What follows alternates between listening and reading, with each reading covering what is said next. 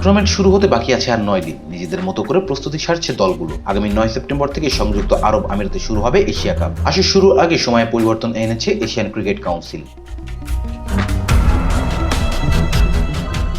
বাজে প্রকাশিত প্রতিবেদন অনুসারে 30 মিনিট পেছানো হয়েছে এশিয়া কাপের ম্যাচের সময়। বাংলাদেশ সময় রাত 8টায় ম্যাচগুলো শুরু হওয়ার কথা থাকলেও এখন তা শুরু হবে রাত 8:30টায়। পূর্ব নির্ধারিত সূচি অনুযায়ী আরব আমিরাতের স্থানীয় সময় সন্ধ্যা 6টায় ম্যাচগুলো শুরু হওয়ার কথা ছিল। তাই মধ্যপ্রাচ্যের দেশগুলো সেপ্টেম্বরের এই সময়টা বেশি গরম থাকে, তাপমাত্রা 40 ডিগ্রিতে পৌঁছায়। এই অবস্থায় দলগুলোর জন্য খেলা কঠিন হয়ে যাবে, যে কারণেই এমন সিদ্ধান্ত নেওয়া হয়েছে। তবে 19 ম্যাচের সবগুলোর সময় বদলায়নি। 18টি ম্যাচ শুরু হবে 30 মিনিট দেরিতে। কেবল আরব আমিরাত ও ওমানের ম্যাচটি আগের সময় মাঠে গড়াবে।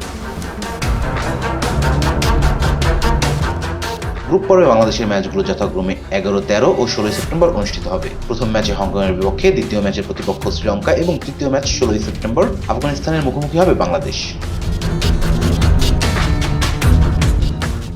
Rezan Islam, B sports. Please subscribe our channel to get more information about sports world.